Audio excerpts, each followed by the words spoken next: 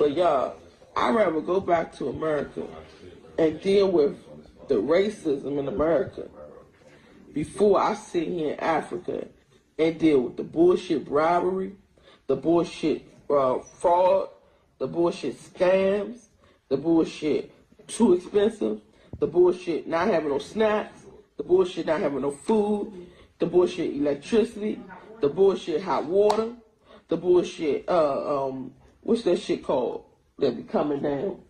The bullshit animals, it's scorpions outside the house, it's big ass spiders, it's big ass lizards, colorful lizards you ain't never seen before, all in the fucking room with you, sleeping with you, all the bullshit people trying to scam you when you go outside thinking you rich, so they trying to get more money off of you. I'm really trying to wrap my head around this shit. I'm really trying to wrap my head around how are Americans coming to Africa and being happy.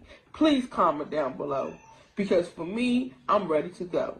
And I always used to say, if it's up to me, it will be. And I'm going to go out to Africa and make shit happen. No, I don't want to. I want to take my businesses back to America. I want to open up shop back in America, open up my dentist office, and all the stuff that I was going to do out here in America. Steady electricity. And the only time our electricity get cut off is when we don't pay the bill. And we got it so good now, we got prepaid electricity, so if we forget to pay the bill, we put some money on that prepaid thing and it comes right back on in 2 minutes. In less than 2 minutes. This shit right here didn't come on for 14 hours yesterday. I can't deal. I love the people. Don't get me wrong, when I'm outside, I'm having fun. I love the people, but when I come back to reality, when you come back home, home is where the heart is, right? When you come back home, you're supposed to feel comfortable, you're supposed to be happy. I'm not happy. To live in a house where you look outside and all you see is turkeys and ducks and chickens and sheeps and old malnourished cows. And as a matter of fact, we no longer go by African American. It don't matter how many times we tell y'all fufu and fishy grease water mixed with dirt eating ass that we not African. Y'all cool? Or is y'all comprehension skills just fucked up?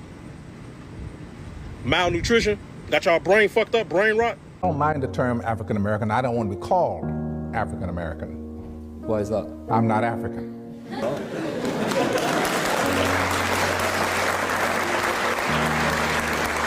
If you know that you are not a South African citizen, may you please stand up and leave our hospital.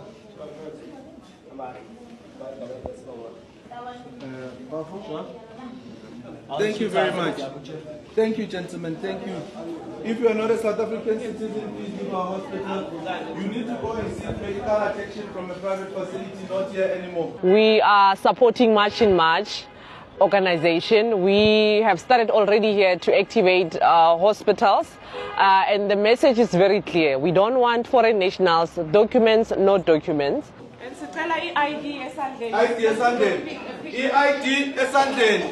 This is specifically to the MECs of health and the Minister of Health. Stop threatening us with prison. Stop threatening us with prison. It's either you join us in this fight, not unless niyohlangana nemambe ephuza umhluzi. Good morning, my good doctors. How are you? How are you, my good doctors? Anyone who's not a South African citizen, just because of their this side, please stabilize them. After they've been stabilized, you can discharge them. These people, they had too much privileges to have files in our hospital. It ends here and it ends now. It's a South African public hospital. Anyone who's not a South African citizen here may please be stabilized. After that, they leave our hospital. I just want to send a big thank you to our Patriotic Alliance team. We've been working well together before we even met each other, and now we get to meet each other and continue the patriotic work that we're doing. My good doctors, may you please stabilize all the foreign nationals. After they've been stabilized, can you please discharge them? They need to go seek medical attention from a private facility, not here. The Constitution allows that. Immigration Act 13 of 2002, Section 17, it simply states that a foreign national needs to have a medical permit and it needs to go to a private facility. You are a refugee. Yes. You came here illegally. They could have directed you to the camp.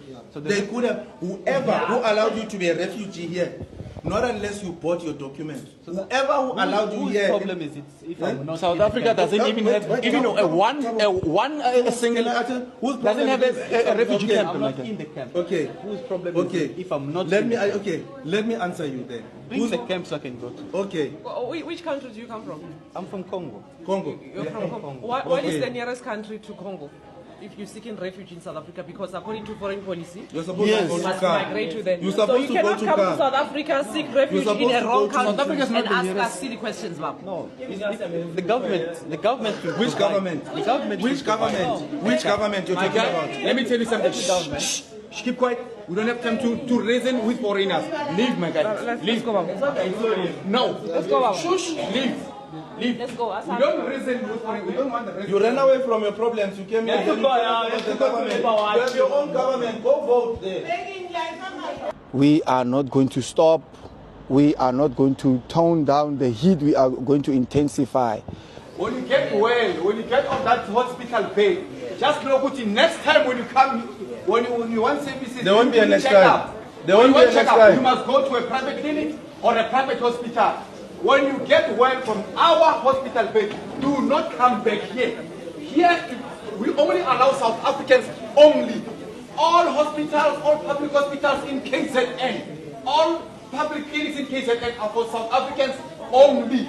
Do not ever come back here when you get well. In addition to that, my good doctors, after you release these people, you can write them their scripts, but they're not going to use our pharmacy. They must get their medication from private hospitals or from pharmacies, registered pharmacies.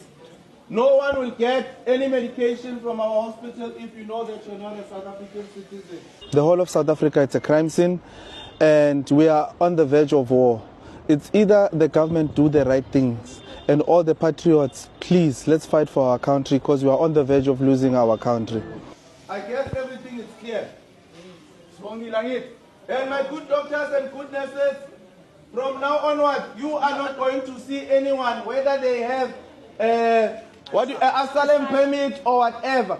Anyone who does not produce a 13-digit ID that ends with a number that starts with a 08 and another number, you don't see those people. You only see those. But if a person don't have a 13-digit ID that ends with 08 and another number, you don't see that person anymore. The constitution of this country allows that. No foreign national will get medical help from this hospital as of now. If anyone here is a foreigner, please stabilize them and release them out of our hospital. We'll be outside and we are coming to check. And next time they won't even gain entry. We will be stationed outside. Every day. We are African and we happen to be in America. We're not American. We are people who formerly were Africans who were kidnapped and brought to America. Our forefathers weren't the Pilgrims. We didn't land on Plymouth Rock. The rock was landed on us. We were brought here against our will. We were not brought here to be made citizens. Now that we've become awakened to some degree and we begin to ask for those things which they say are supposedly for Americans, they look upon us with hostility and unfriendliness. So our unwanted presence, the fact that we are unwanted, is becoming magnified. So guys, as Africans, we always say, welcome back our brothers and sisters that were taken from Africa back then in the colonial period, like as slaves, or some of them were even sold. They were not forcefully taken. So at the same time, a lot of people that have visited Africa, like from the Caribbean or Black Americans that have come back home, they want to come and experience that life, what it felt like, you know, how their parents lived, and, you know, visit the museums, visit all those historical places, mingle with people, you know, and know what it feels like to be in Africa. So most of them have come, but they are disappointed by the fact that they feel like we are taking an advantage of them, like they should be No, they should be living free, like they shouldn't be overcharged just because they came from America or from anywhere in the Caribbean. They shouldn't be asked for an extra fee. Just like in the getting visas, most of the people, when you want to get a visa, you have to be charged like something more. So they feel like it should be free because they are also Africans. But at the same time, I saw somewhere that most of the people or or Black Americans and some black people in Jamaica, they are not necessarily originally from Africa. Some of them were even in America before the white people, and they were in the Caribbean long ago. It doesn't mean that they were taken from Africa. So coming back to Africa should not be like it's a free thing, like you shouldn't be charged anything. Because as Africans, as a country like Kenya, that is where they get their income from these tourists, foreigners. We still call them foreigners because they are not Kenyan or they are not Ugandan, Tanzanian or Nigerian. You don't have a passport and all that. You know, your passport is American or Jamaican. It's not African. So that's where the government gets its revenue. And that's something that you cannot control. Like, we can't say, okay, today let's make it free for everyone.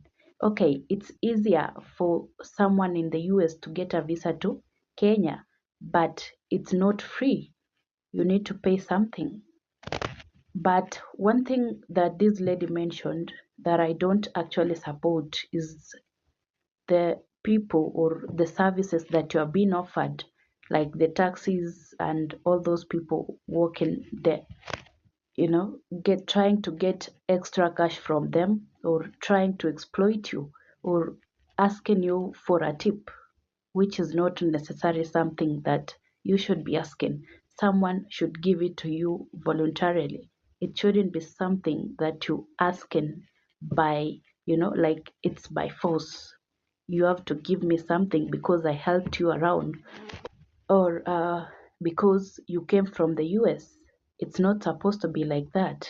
That's actually something like scamming. It's not something that I support. But then when you come to Africa, how do you expect someone who is doing their business, like a hotel, owning a restaurant, a motel, you expect them to do it at a fair price or the normal price when they know that this is a place that attracts tourists and that's where their income is supposed to come from, you know? It's not like they are trying to exploit you. They're just doing it because it's business. At the end of the day, they need to make something for themselves. At the end of the day, the government needs to get something extra from the tourists or the foreigners.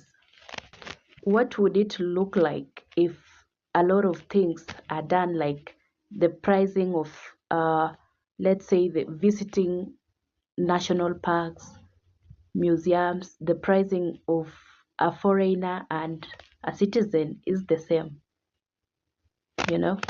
I don't find it like it's exploiting.